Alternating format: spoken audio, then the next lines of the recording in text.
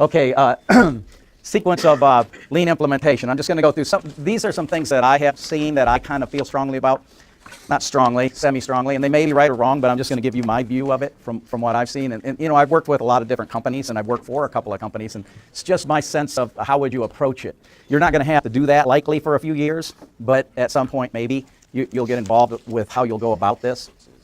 So communication from the plant site leader, the intent on transforming to a lean system. If you recall, the first one, remember the lecture on leadership? People buy why we do things, not what we do. So it's really important to communicate a vision from the leadership of the plant, from a plant manager.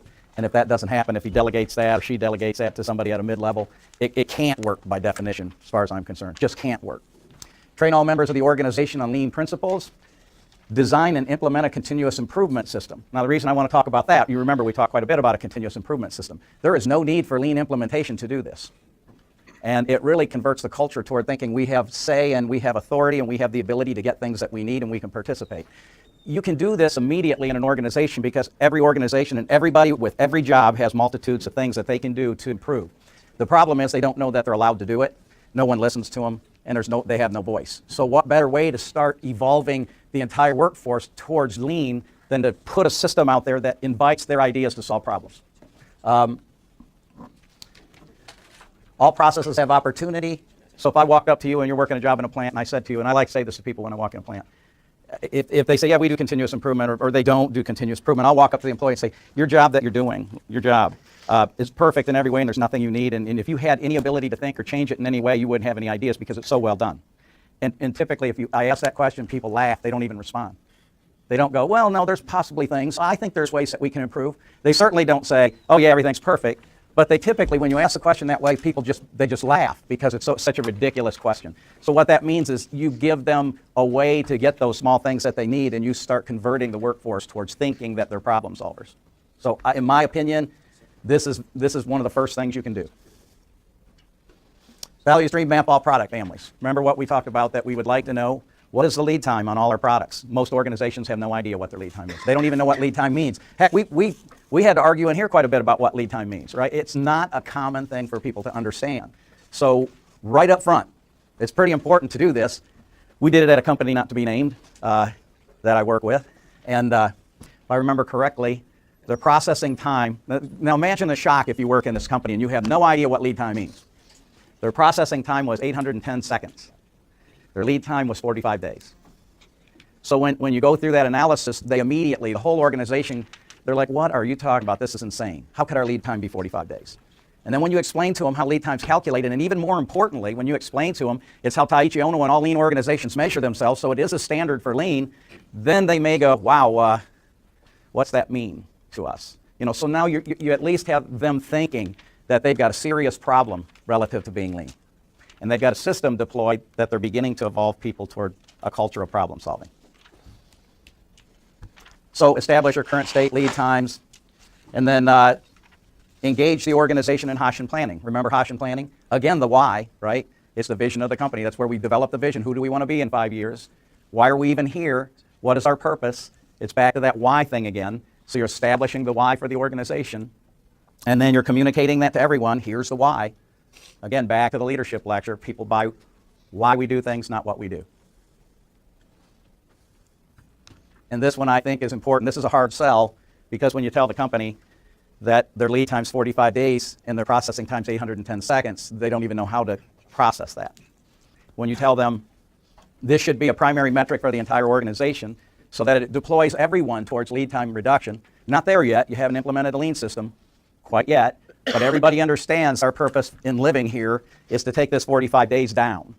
And if you recall, lead time drives everything. Lead time drives all the components of a lean system. You cannot reduce lead time without Jidoka and without just-in-time. Can't do it. So if it's a primary metric, we are either going to fail in our target or we're going to begin implementing lean. Kind of good to have that out there up front. And then, of course, establish all your KPIs or key performance indicators for the organization, cascaded down. That's kind of part of the Hashin planning. So now what do we have? We have our metrics in place. We have the vision, cascaded. Everybody understands what we're to do. We've deployed our entire workforce in problem solving so that we can evolve the culture. We're building a nice foundation. Ensure the metrics are visible and displayed in all areas. It can't be top secret information. Every day we need to see what we're doing and understand what the requirements are. Establish a standard for problem solving and train. You know what this means? A standard for problem solving. Anybody care to explain what you think that means?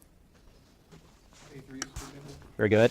Very good. Or 5S, right? Or 5Y, I'm sorry. So 5Y, A3, 8D. There's many different very well-structured problem-solving processes. And remember what we talked about Taiichi Ohno? Taiichi Ohno standardized the way people think. In other words, he harnessed the energy of the whole organization and structured everybody to a common way in which they do problem solving. So if we had multitudes of problems in here and you all used a 5Y document, as simple as that is, I can be assured as an organization that everybody has a structured way they think through a problem. I don't have a randomness. So we got consistency in the way at which we look at a problem and walk through a problem and logically think through it. Because otherwise it varies wildly from person to person. So wouldn't it be a good idea to say, hey, we're going to be doing this lean thing and we would like the maintenance organization to use the 5Y method, and we're going to train you on it. It's pretty simple. For every time we have a machine down more than a half hour, you must complete a 5Y analysis. That's pretty powerful. Without that, what happens? Machines break down, machines are up, but there's no consistency about what people are doing about it, if they're even thinking about it. They could be accepting the problem and living with it because that's just the way things are. Now you have a document that requires a response, and it requires it in a very structured way. Do we need to be lean to do this? No. So we can do that up front. It's more prepping the system, putting things in place that's going to support the activity.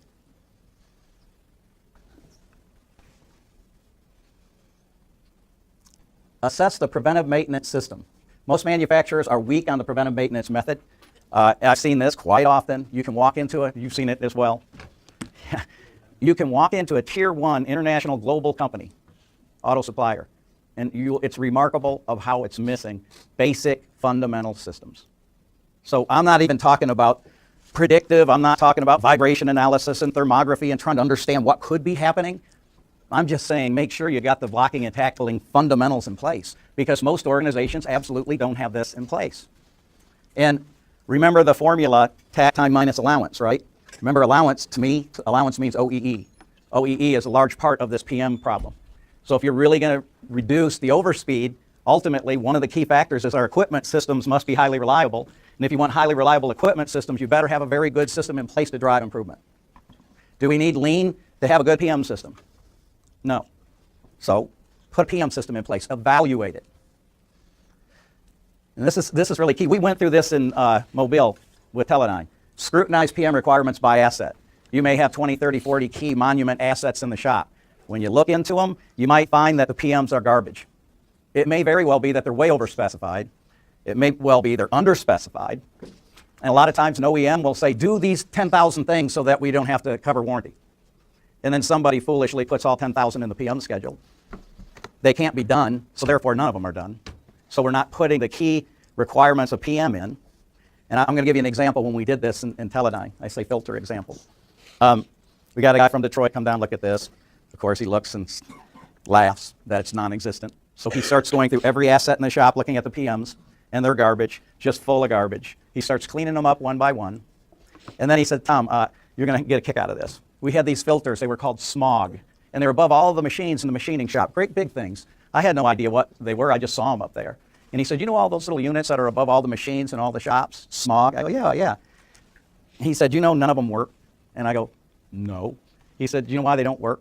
No. He said, because the filters are clogged in all of them. He said, do you know there's no PM requirement for those? Do you know nobody even knows they're not working? And I go, good find. What else do you got? Now, what does that tell you?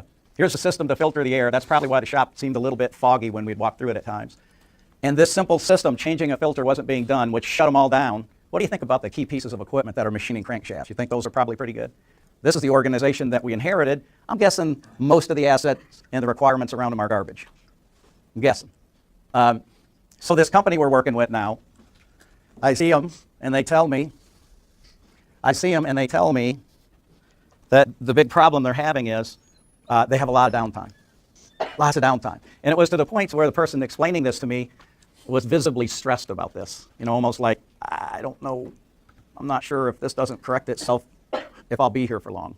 Didn't say that, but I just felt it. And I said, well, what is wrong? He goes, I I don't know, I don't think that the maintenance people, that we might not have the people that really understand these systems. So you have a manager, you're shutting equipment down, it's putting the company at risk, and they don't know exactly why. So you think assessing the preventive maintenance system might be a good idea before we implement lean? Something we need to drive OEE with? And this is my example for the 5 why. We did this at Chrysler, we did this at Teledyne. Define when to use a structured approach. For example, for each loss over 10 minutes, a 5 why analysis must be completed. Typically, response to failure is an evaluation of the PM schedule and subsequent adjustment to the schedule.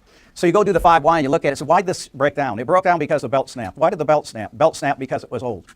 Why was the belt old? Because it wasn't replaced in the adequate time. Well, what does PM schedule say? It says change the belt every 2 years. Okay, response to 5 why. Change that to every year. How much is a belt? $5. Change the belt every year.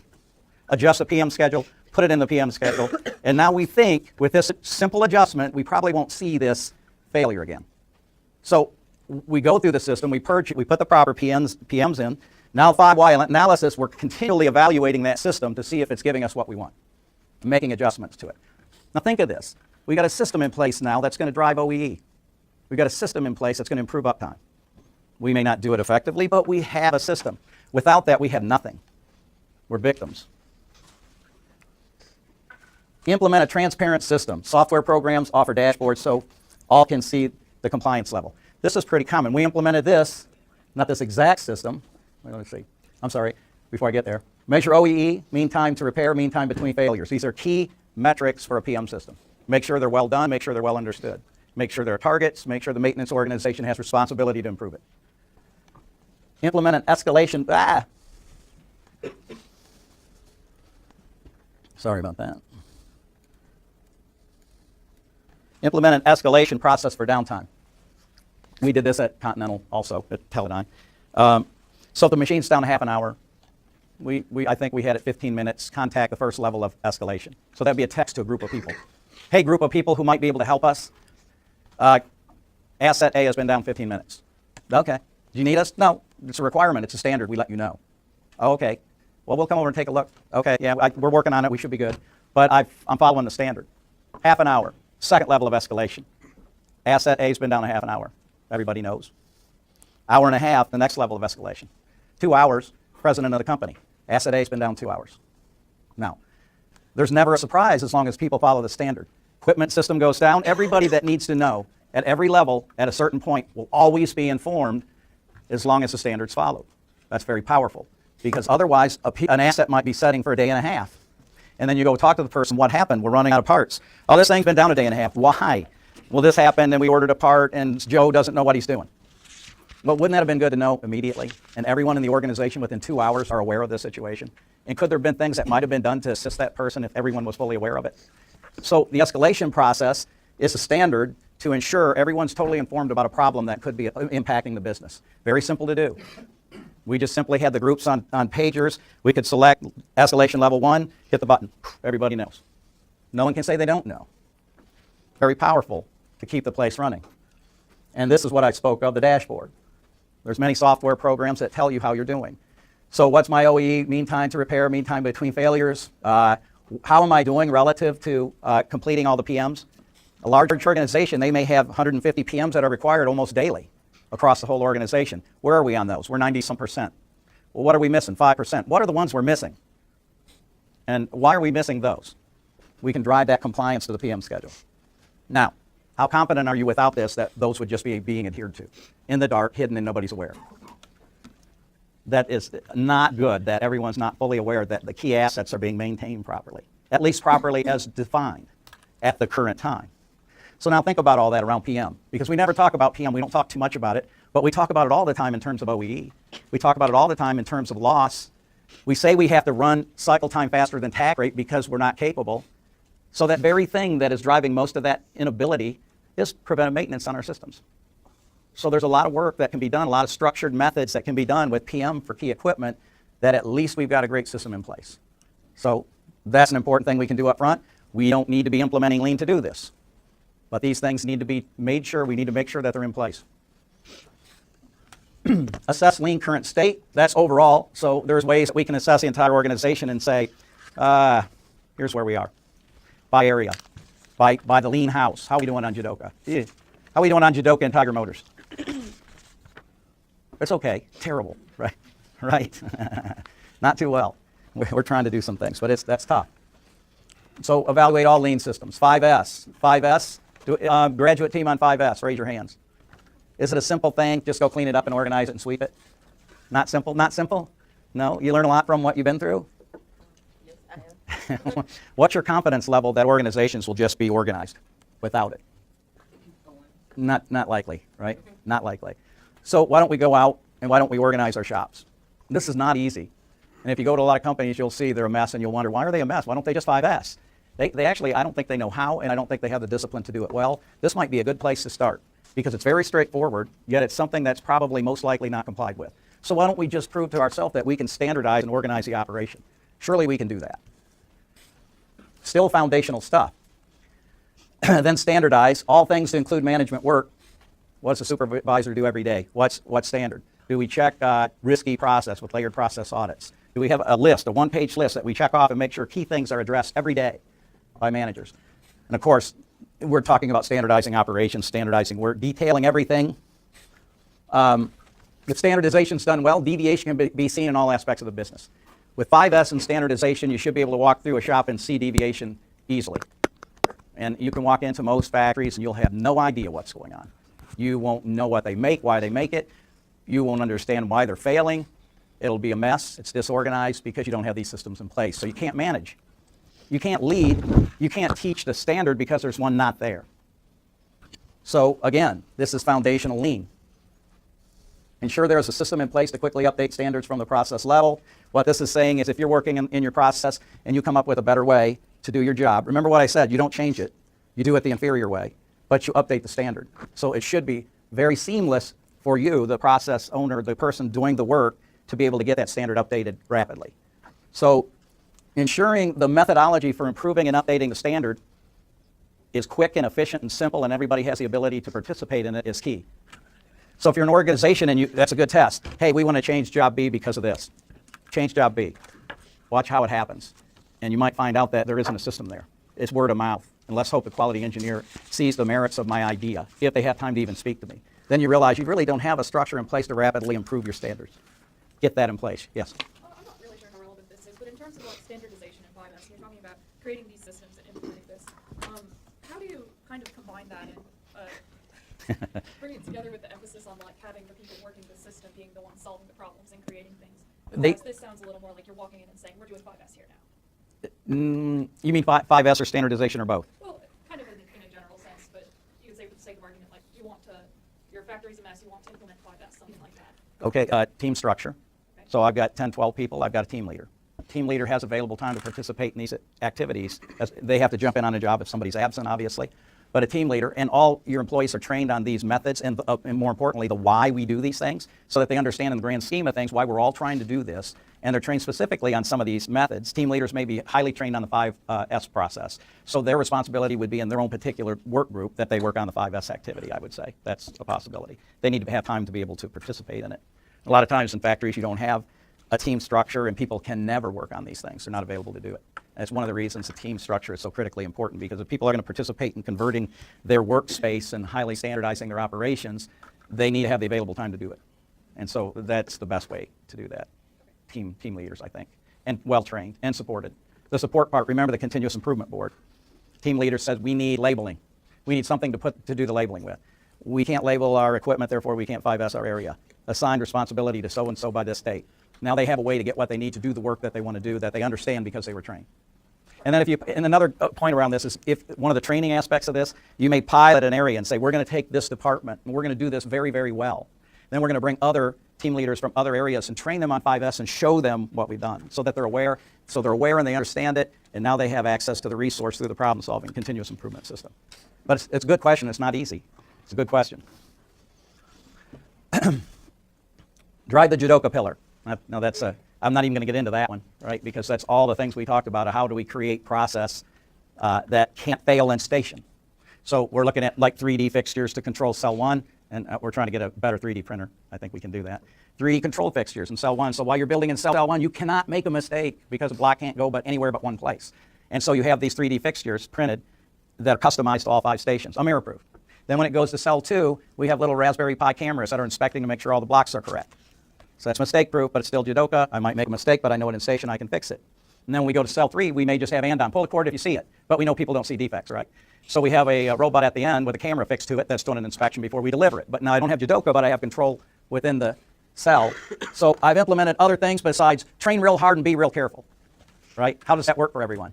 Here's a really well-developed work instruction. You may disagree with that, but here's a really well-developed work instruction. Train really hard and don't make any mistakes. Does it work? Doesn't work. Will it ever work? No, it'll never work. So there's other things that have to be done around Jidoka besides just creating great standards and training people on the standards. There's other things that have to be done if you want to be great. And we're working on it. It's not easy. This is very difficult. Ensure a level of stability that allows for predictability. Only then can we effectively implement a full system in JIT. Now, we've implemented it in the lab. We've got Jidoka and Kanban, but theoretically, you're trying to solve these difficult problems you have with defects and loss and mistakes, because when you're planning your system and you're sizing your supermarkets and you're determining your response time, you must have some level of reliability when you're doing the calculations on how you can respond. If you have wild variation in your quality that you can't control and you can't predict because you're not stable, it makes it very difficult to trust a system that you've calculated and set in place. So we slightly got the cart before the horse. Only in that Jidoka is so difficult to implement, and we're still trying to do that well. But of course, we want to show you a pull system with Kanban. Now drive the JIT pillar, and as you remember, I'm sure you remember very well, these are the 7 steps, and driving just in time. Produce to your tack time. And what does the customer want? How often are they loading the truck? How often are they relieving inventory? Develop continuous flow, one-piece flow. Use supermarkets to control production where continuous flow doesn't extend upstream. We can't do continuous flow. Okay, how big is a supermarket? There's a formula for that, right, Kirsten? Yeah. And so we size our supermarkets. We're still implementing a pull system. Try to send a customer schedule to only one process, station 11, pacemaker. Distribute production of different projects evenly over time, leveling the production mix using Jidoka. Create initial pull by releasing and withdrawing small consistent increments of work at the pacemaker every 6 minutes. Here's what you build in this order. Develop the ability to make every part every day, then every part every shift, then every part every hour, pallet or pitch. That means we implement SMED. Why? So that we don't have to build 20 cars, change over the fixture, and build 10 more. So if we can change the fixture over in 2 seconds, we can build 2 of one or the other. What's that do? Reduces the supermarket. Reduces the WIP throughout the whole system. Achieves the goal of reducing our lead time, because lead time's a function of WIP. Okay, what time we got here? This is from a guy named Lonnie Wilson. I'm reading this book and pretty impressed with his book, How to Implement Lean Manufacturing. And Lonnie Wilson has spent 20, 30 years helping companies implement lean. So this is a real experienced guy. And the book, I think on Amazon's all 5-star, 20, 30 reviews of it. Everybody that's read it's pretty thrilled with it. I read it, I really was amazed with this book. Very well done. So here's what he says. In my research on lean transformations that have been succeeding, and especially those that have failed to reach fruition, I have used my and other data. In analyzing the successes and failures and doing correlations on each, I found 10 issues that were so common that they needed to be addressed before any significant progress towards lean could be made. Companies that successfully overcame these issues often succeeded, and those that did not failed. These are the lean killers. This is from his perspective of years and years of lean transformations. Lack of lean understanding by top management. And this is a quote from Deming. Support of top management is not sufficient. It is not enough that top management commit themselves for life to quality and productivity. They must know what it is they are committed to. That is, what they must do. These obligations cannot be delegated.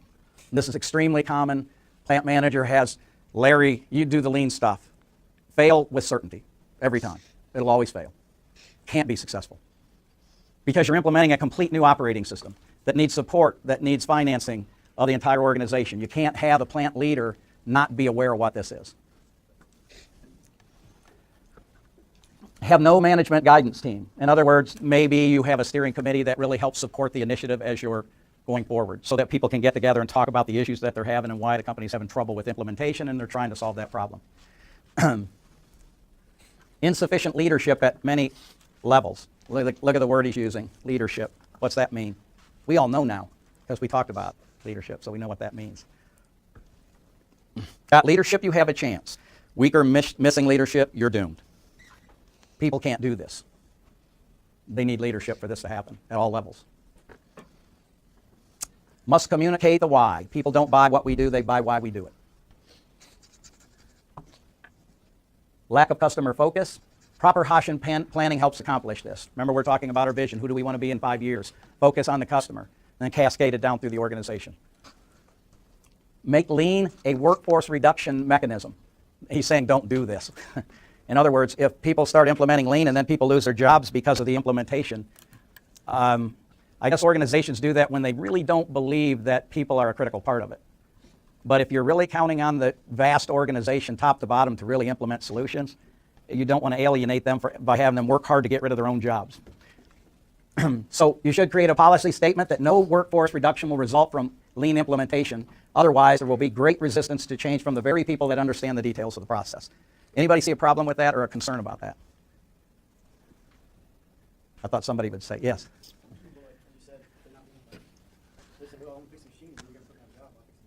Right. But do you see a problem with having the policy that there will be no reduction in workforce related to the lean implementation? A lot of extra workforce. Pardon me? You end up with a lot more of an extra workforce if you really get efficient. Right. So I can tell you this. There's an awful lot of opportunity for people to leave through attrition. And attrition happens for a number of reasons. Attrition happens because people retire. Attrition happens because they take other jobs. Attrition happens because people don't do their job. Don't make lean implementation a way in which to get rid of people. Yes? So if you look at number 5, and go back to number 1, number 5, people who do that, number 5, is a result of not doing number 1. Excellent point. So the plant site leader doesn't understand it, doesn't need to understand it. Plant site leader says, we're getting a lot of pressure to take costs out. I need you to lay off 20 people. We've had some improvements in here. We don't need to carry all these people. Then the lower level person says, yeah, but these people are helping us with the lean implementation. And then the plant manager says, I thought that's what we were paying you to do. Aren't you the one leading this up? Are you telling me that you need the people on the floor to help you do this? You can't think for yourself? Maybe you're the one I can take a cost reduction with then. Right? I mean, you get crazy scenarios like that if the leader, that's a good point, if the leader doesn't understand it. And there's multitudes of these. They have to be integrated into this whole process. Well, okay, have a short-term view of success, focus narrowly on financials. Meaning, what do we have to perform at this quarter? What are our targets? What are our goals? That will always undo lean implementation, because lean implementation is a change in business, it's a change of philosophy. It doesn't happen quarter to quarter. It happens year to year. So if the focus is on financials, you're not going to get what you are hoping for. Have in place a financial reward system for individuals that's not supportive of lean. In other words, some of your managers, their incentive plan really takes them in a different direction. The classic is, I'm rewarded for efficiency. If I'm rewarded for efficiency, how many widgets can I produce in the shortest amount of time? The last damn thing I want to do for my family and my finances in my career is try to slow down and implement lead time reduction. Because lead time reduction is almost counter to efficiency, almost counter to it. So I'm measured in such a way and I'm rewarded in such a way that causes me to do things that doesn't support lead time reduction. Unstable process flow. A stable process offers predictability. This is back to this stability. When you saw the lean house, I think some versions of it, stability is at the base. A stable process offers predictability. There must be predictability when designing a pull system to implement the JIT pillar. It doesn't mean we can't have defects. It means we have to be very sure about what they are, and it has to be very stable so we can plan around it. It can't be wildly all over the map. Have a closed culture, characterized by poor communication. Honest discussion around the issues is not encouraged. Typically, those closed cultures exaggerate and celebrate success and bury issues. Only when there is excitement around continuous improvement will the culture be conducive to lean. Toyota employees come to work to think. So many organizations, they can't say, we're not doing a good job here, we're failing because, or they can't say, hey, here's a problem. They can't expose it for fear of being put at risk because they're exposing problems that are related to the area that they're running. So, and that's a difficult thing to do, changing that culture. But people should come to work to improve, and they should be excited about improvement. The product makes itself. The standards and the systems in place, it's autopilot. Product should flow through the system. People, team leaders, they ought to be able to manage that. Everyone else, you're there to improve. So you must be very open about all the problems if you're going to solve them. Now, this is a real thing. You might be hard for me to communicate this, but everybody tries to cover up failure and hide from it. Yes? For example, like when I was working in one small unit, we had a lot of defects. And we didn't tell the top management it was defect. We hid it and told them it's work in progress. So at the end of 1 year, it was just too much to hide. And why did you do that? A middle manager was trying to cover themselves, right? It's perfect. Perfect example. Very common. So that culture is not saying, hey, tell us what's wrong, let's all work on it. Don't worry about it. You better hide it, or you may not be there. Tolerate certain levels of irresponsibility within your culture. Responsibility means I have the authority to change, respond to a problem, and the accountability to ensure it happens. Recall the continuous improvement boards and the rules around responsibility. See, this is what I say. Bob was a genius. Bob was a genius. Plant site leader must attend. Responsible person assigned corrective actions must attend. Responsible parties should negotiate dates that allow management of their overall responsibilities, but must negotiate with the employee. Responsible party discusses progress toward close date, 2 minutes. And remember Erwin Raphael talking about the reason that he was successful at Hyundai is because of this. Responsible people must be responsible. And this is what Lonnie Wilson is saying. Don't allow irresponsibility to thrive. There you go.